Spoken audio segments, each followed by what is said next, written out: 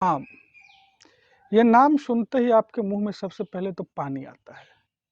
इससे अच्छा और स्वादिष्ट फल पाया ही नहीं जाता है। इसे फलों का राजा कहते हैं। किसानों के लिए ये एक वरदान की तरह है। किसान आम के सीजन का इंतजार करते हैं कि हमारे बाग में आम के फल आएंगे, हम इससे काफ़ी अच्छी पैदावार लेंगे और इससे जो है सो हम अपने आगे के जो उनके कार्यक्रम होते हैं जीवन के, उसमें उस आमदनी का प्रयोग करेंगे। लेकिन समस्या ये है कि आम के बगीचे में फूल तो बहुत आते हैं, फल भी लगते हैं, लेकिन वो फल जब गिरने लगते हैं तो किसान मायूस होने लगते हैं। उन्हें लगता है कि उनकी आमदनी बही जा रही है। अब वो इस सोच में पड़ जाते हैं कि अब इससे बचे कैसे, और इससे बचने के लिए वो आनन फानन में उन्हें जो समझ आता है वो उपाय करने लगते हैं, और इस उपाय के चक्कर में वो अपना फायदे से ज़्यादा नुकसान करवा लेते हैं। तो आइए इस वीडियो में हम ये समझते हैं कि किस प्रकार से फलों की वैज्ञानिक विधि से गिरना रोकें और हम ज़्यादा से ज़्यादा मुनाफा प्राप्त कर सके, साथ ही साथ अपने बगीचे के स्वास्थ्य का भी ध्यान रख सके, जिससे कि भविष्य में भी फलों की पैदावार में कमी ना आए। अभी हम आम के बगीचे में खड़े हैं और आप देख सकते हैं मेरे पीछे ये आम के जो फल हैं, ये अभी मटर के दाने से आकार के हैं। और देखिए ये कितना कमज़ोर है कि मेरे छूते ही ये टूट के मेरे हाथ में आ गया। तो इससे पता चल रहा है कि आम के फलों पेड़ों से फलों का गिरना हो रहा है, और इस अवस्था में फल बहुत गिरते हैं पेड़ों से, और इससे इसको हमको रोकना है, क्योंकि इसको अगर हम नहीं रोकेंगे तो हमारी पैदावार और उपज में बहुत ज़्यादा कमी आएगी। इस अवस्था में फलों का गिरना सिर्फ एक चीज़ पर निर्भर नहीं करता है। पेड़ के संपूर्ण स्वास्थ्य, आपका बगीचा किस प्रकार से आपने उसकी देखभाल की है, उसके अलावा इसमें किस पोषक तत्व की कमी है, इसका जल प्रबंधन, सभी चीज़ों पे कीट प्रबंधन एवं रोग प्रबंधन, सभी चीज़ों के ऊपर में सभी चीज़ों का एक आप जब समन्वित तरीके से देखभाल करेंगे, तो फिर आप ये सुनिश्चित कर सकते हैं कि इसमें से फल ना गिरे। तो हम सबसे पहले बात करेंगे कि इसको अलग-अलग हम क्रमवार तरीके से आपको बताएँगे कि हर एक चीज़ों का आप किस प्रकार से रख-रखाव कर सकते हैं।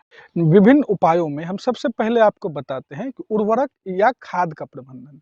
अगर आपका पेड़ 10 वर्ष या 10 वर्ष से अधिक का है, तो इसमें आप 700 से 750 ग्राम यूरिया, 750 ग्राम एमओपी और 500 ग्राम डीएपी तथा 25 किलोग्राम गोबर की सड़ी हुई खाद डालें। और इसको डालना कैसे है, तो आप पेड़ के जड़ के पास पहुंचिए और जड़ के पास जा करके 2 मीटर का आप उसमें रिंग बनाइए, और रिंग बनाने के बाद उस रिंग में खाद को डालिए।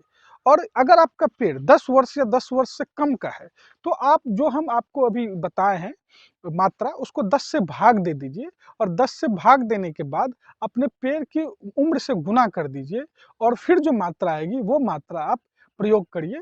वो आपके लिए समुचित मात्रा है। अगर आप इससे भी अच्छा उपाय अपनाना चाहते हैं, तो आप अपने बगीचे की मिट्टी का परीक्षण करवा लीजिए, और परीक्षण करने के उपरांत जो आपको एक रिकमेंडेड डोज बताया जाता है, उस डोज का प्रयोग करिए। तो ये आपके लिए एक अच्छी उर्वरक प्रबंधन पद्धति हो सकती है। इन सभी के अलावे हम कुछ सूक्ष्म पोषक तत्व हैं, वो भी ज़रूरी हैं, जैसे कि बोरॉन और जिंक। अगर आप इसमें जब फूल बन रहे हों, उस समय पे 0.5% बोरॉन या 0.3% जिंक सल्फेट का जब आप इस पे छिड़काव करेंगे, तो ये भी आपके फल को गिरने में रोकने में मददगार साबित होगा। उसके अलावे इसमें आप समुचित जल प्रबंधन भी ज़रूरी है।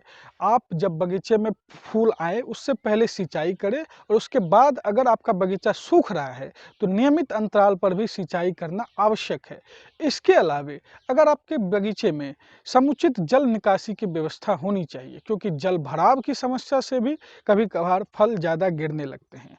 तो आप समुचित इसमें जल प्रबंधन की समस्याओं से निपटारे के लिए विभिन्न उपाय, जैसे कि निकासी एवं समय-समय पर सिंचाई को अपनाएं। उसके अलावे आप फल के पौधों के जड़ों के पास में पत्तियों या स्ट्रॉ से, खरपतवार से मल्चिंग कर दे। मल्चिंग करने से जमीन में समुचित नमी बनी रहती है। इसके साथ ही साथ आपको कीट प्रबंधन पर भी ध्यान देना पड़ेगा। कीट प्रबंधन में इसमें सबसे पहला है फल मक्खी। फल मक्खी जो है वो आपको फल के अंदर अंडे दे देती है, जिसकी वजह से आपके फल गिरने लगते हैं। इसके बचाव के लिए आप 15 से 20 फेरोमोन ट्रैप का इस्तेमाल कर सकते हैं। उसके अलावा इसमें एक रस चूसक भी होता है जो कि फलों और नए फूलों का रस चूसती है, जिससे क्या होता है कि आपका फल गिरता है। उससे बचाव के लिए आप क्या करेंगे कि इसमें इमिडाक्लोप्रिड 1 मिलीलीटर प्रति लीटर पानी में घोल करके, या नीम का तेल अगर आपको उपलब्ध हो गया है तो 5 मिलीलीटर प्रति लीटर पानी में घोल के उसका भी आप छिड़काव करें, तो इससे भी इस दोनों कीटों का प्रबंधन हो जाता है। इसके अलावे एंथ्रेक्नोज एक ऐसी बीमारी है जिसकी वजह से फल बहुत ज़्यादा गिरते हैं। एंथ्रेक्नोज ऐसा रोग है जिसकी वजह से पौधों में फल बहुत ज़्यादा गिरते हैं। इसको पहचान के लिए आप देखेंगे कि पत्तों के ऊपर गांठें बन गई हैं, और इससे बचाव के लिए आप क्या करेंगे कि मैंकोजेब 2 ग्राम प्रति लीटर का छिड़काव करेंगे, या इसके अलावा अगर आपको नीम का तेल, नीम की खली ये सब भी मिल जाती है तो इससे भी आप बचाव कर सकते हैं। इसके अलावा जैसे हमारे शरीर की वृद्धि के लिए कुछ हार्मोन्स बनते हैं, वैसे पौधों की वृद्धि के लिए भी पौधों के अंदर भी कुछ हार्मोन्स बनते हैं जो कि बहुत ज़रूरी है पौधों को वृद्धि और फलों की वृद्धि के लिए। तो आप उनका भी छिड़काव कर सकते हैं ऊपर से, जैसे कि प्लानोफिक्स नाम की एक दवा आती है जिसको आप 4 ग्राम प्रति लीटर पानी में घोल करके जब आप इसके ऊपर छिड़काव करेंगे तो इससे भी जो है सो फल कम गिरेंगे। इसके अलावा IIHR द्वारा विकसित मैंगो स्पेशल एक दवा आती है जिसका आप इसके ऊपर छिड़काव करेंगे तो उससे भी फल के गिरने में कमी आएगी। इन सभी उपायों के अलावे कुछ ऐसे उपाय भी हैं जो आपको नियमित अंतराल पर करते रहने चाहिए, जैसे कि जो शाखाएं सूख गई हैं या जो शाखाएं टूटी हुई हैं उन सभी शाखाओं को काट करके पेड़ से हटा दें, जिससे पेड़ की बाकी जो शाखाएं हैं जिनमें फलन आ सकता है उनका समुचित विकास होता है और उनमें समुचित न्यूट्रिएंट्स मिल पाते हैं, जिससे कि हमारे पौधों में ज़्यादा से ज़्यादा फल बनते हैं। इसके अलावा किसान साथियों, इन सभी बातों के अलावा एक महत्वपूर्ण बात जो आपको बता दें कि जितने फूल आते हैं उसमें से मात्र 5 से 7% ही हमारे पौधों में फल लगते हैं। तो उससे आपको ज़्यादा चिंतित नहीं होना है, बहुत ज़्यादा गिरने पे आपको चिंता करनी है।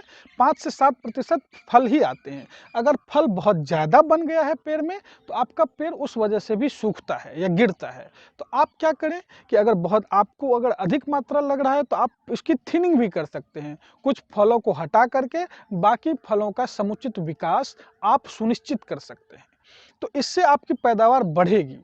तो किसान साथियों, ये सभी ऐसे उपाय हैं जिसको अपना करके आप ना सिर्फ अपने बगीचे की पैदावार बढ़ा सकते हैं, इसके अलावा बगीचे का समुचित प्रबंधन भी कर सकते हैं, और उन प्रबंधन से आप अपने बगीचे का साल दर साल बेहतर समन्वयित तरीके से प्रबंधन करें और ज़्यादा से ज़्यादा पैदावार प्राप्त करें।